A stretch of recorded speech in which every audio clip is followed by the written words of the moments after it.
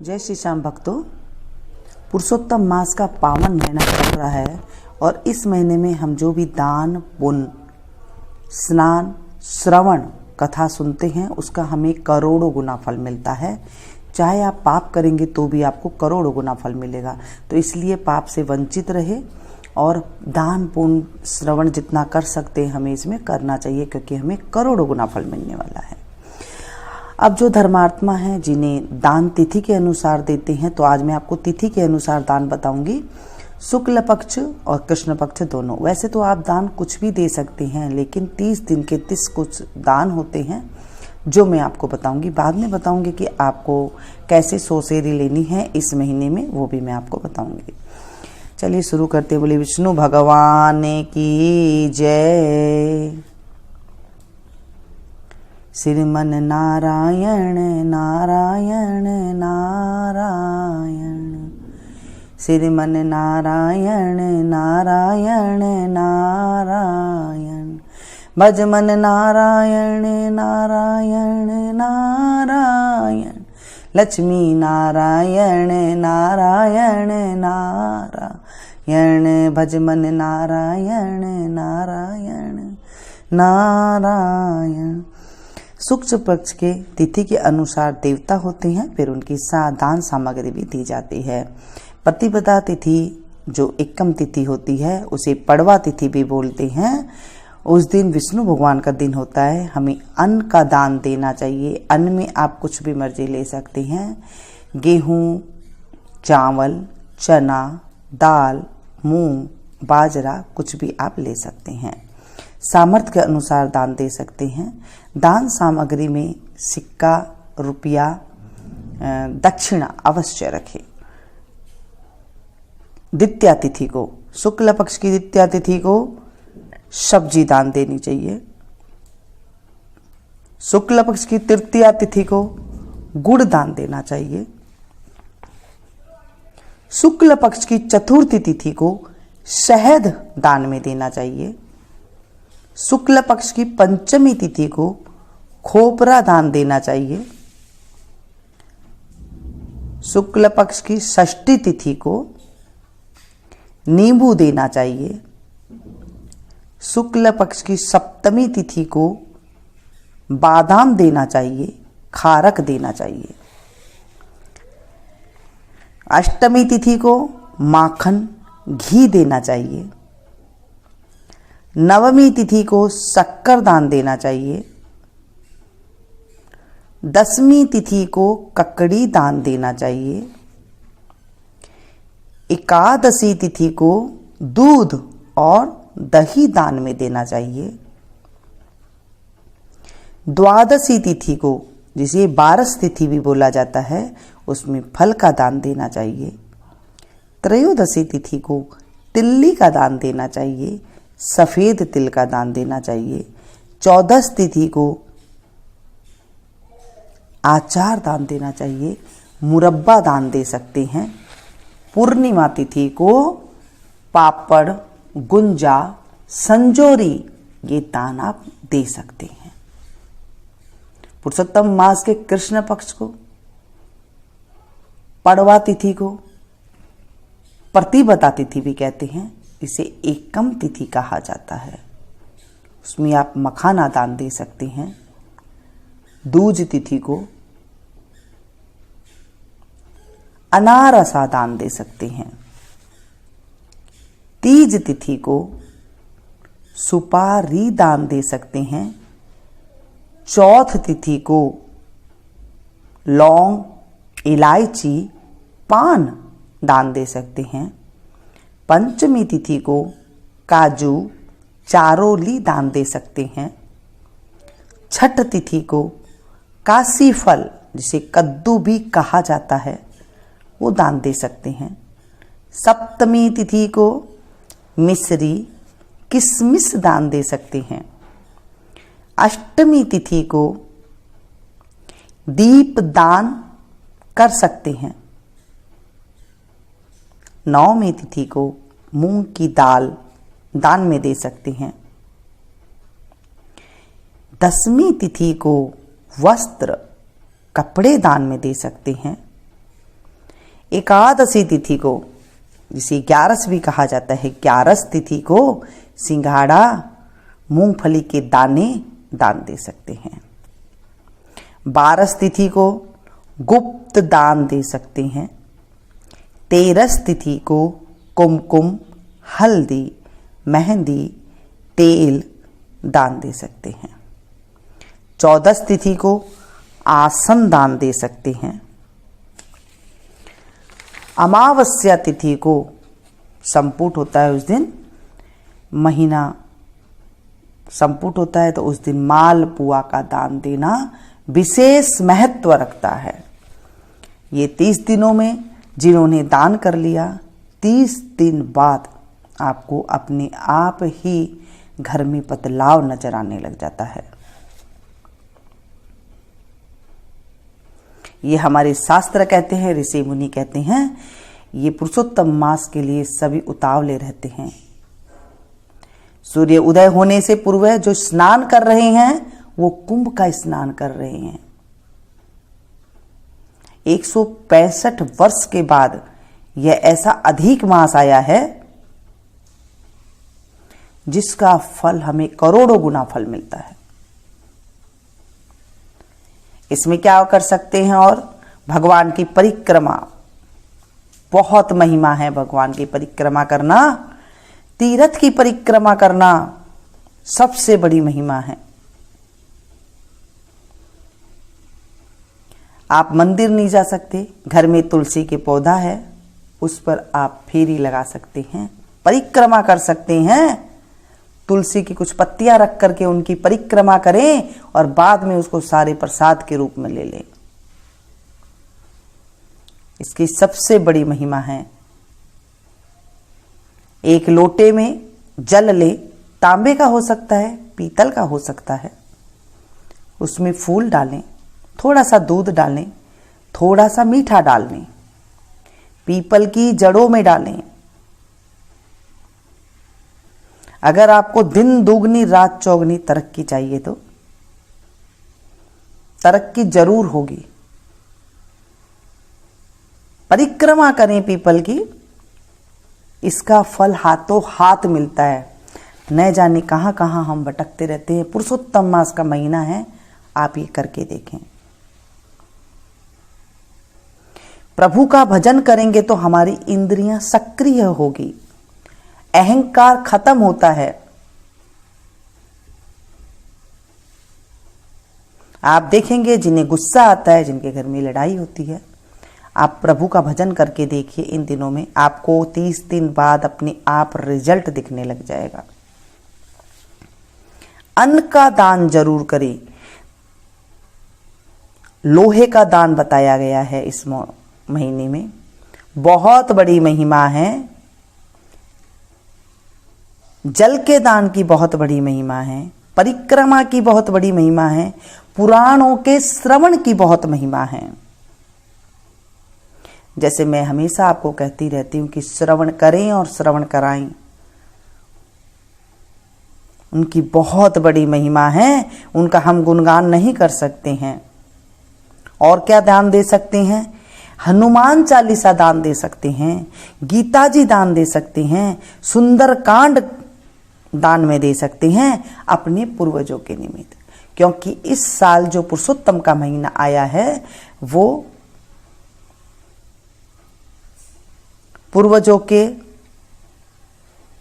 अभी जो आई थी पूर्वज की, और साथ में ये नवरात्राएं, उनके बीच में पुरुषोत्तम का मास आया है। तो अपने पूर्वजों के नाम की आप दें, आप देखेंगे दिन दुगनी रात चौगनी होने, तरक्की होने लग जाएगी। औरतें क्या कर सकती हैं? महिलाएं क्या कर सकती हैं? माएं क्या कर सकती हैं? 100 सेरी दे सकते हैं आप। जितनी मैंने सामग्री दान की बताई है, आप कैसे दें? या तो आप 33 ले लें, जो बड़ी चीज है, या फिर कोई छोटी चीज है उसे कैसे लें। 100 सेरी शुरू कर सकते हैं आप। 1 किलो चीज, आप 1 सेरी चीज होती है ना, 100 सेरी, 100 सेरी में 1 किलो से थोड़ी सी ज्यादा आप ले सकते हैं। 50 ग्राम ले सकते हैं, 100 ग्राम ले सकते हैं, वो आप लाजा ले सकती हैं। अब ये दान कहाँ दें? मंदिर में दे सकती हैं। चीज वहां दीजिए जहां काम आ जाए, जिसको जरूरत है उन्हें दें आप। जिन्हें अन्न की जरूरत है आप अन्न दे सकते हैं, एक सेर दूध दे सकते हैं, घी दे सकते हैं, सोना दे सकते हैं, चांदी दे सकते हैं। अब सोना चांदी हम एक एक सेर तो दे नहीं सकते हैं। चने की दाल लीजिए, एक सेर चने की दाल, उसमें एक सोने का पतरा रख दीजिए और उसे दान दे दीजिए। वो आपका 1 किलो सोना माना जाएगा, क्योंकि हमारे बुजुर्ग ऋषि मुनि हमारे लिए बहुत साधन छोड़ करके गए हैं और हम उन्हें अगर जान ले तो हमारा जीवन सार्थक हो जाता है। चांदी कैसे लें? बिल्कुल सफ़ेद चावल लें 1 सेर और उसमें चांदी का पतरा रख दें। अगर सामर्थ्य है तो आप कोई चांदी की चीज रख के दे सकते हैं। पहले आप अपने परिवार में देखिए, अगर कोई आपको ऐसा नजर आता है तो उन्हें आप दे सकते हैं। फिर आप किसी गरीब को देखिए, अगर वो मिल जाए तो बहुत अच्छी बात है। जिन्हें चीज की जरूरत है उन्हें आप दें। 1 सेर कपड़ा दे सकते हैं, साड़ियां दे सकते हैं, काफी सारी चढ़ जाएगी साड़ियां 1 सेर में। जहां जरूरत है वहां दें। जैसे मैंने कहा कि पहले अपने परिवार में देखें, अपनी बहन बेटियों को देखें, अगर वहां जरूरत है तो वहां दें। डेली 1 बूंद गंगा जल 30 दिन जीभ में रखें। क्या होगा इससे? आपका 1 महीने का अनुष्ठान पूरा हो जाएगा। जैसे अनुष्ठान करवाते हैं ना, भागवत करवाते हैं, कितना बड़ा अनुष्ठान होता है, ऐसे आपका अनुष्ठान पूरा हो जाएगा 1 महीने का। गुरु मंत्र का जाप कर सकते हैं, जरूर करें। इससे आपका गुरु मंत्र सिद्ध हो जाएगा, क्योंकि पुरुषोत्तम मास सिद्धि के लिए आया है। आप इनका जाप कीजिए, आपका गुरु मंत्र सिद्ध हो जाएगा। अगर आपने गुरु मंत्र नहीं लिया है तो आप कुछ भी मर्जी मंत्र बोल सकते हैं। जैसे नमो भगवते वासुदेवाय, नमो भगवते वासुदेवाय, नमो भगवते वासुदेवाय। इस तरह से नमः शिवाय, नमः शिवाय, नमो नारायण, इस तरह से आप जाप कर सकते हैं। जिन भगवान को आप मानते हैं उनका नाम स्मरण कर सकते हैं। आप देखेंगे जाप कर सकते हैं उनका, आपको फल 30 दिन के बाद जरूर दिखाई देने लग जाएगा। जिनकी बीमारियां थी उनकी बीमारियां कम होने लग जाती है। जो गरीब थे उनके काम बनने लग जाते हैं। इतनी इनकी महिमा है। महिमा का जितना बखान करें उतना कम है। तो ये मैंने आज दान सामग्री बताई है। द्वादशी तिथि के दिन कथा नहीं पढ़ी जाती है और द्वादशी के दिन हमें भजन करना चाहिए, कीर्तन करना चाहिए।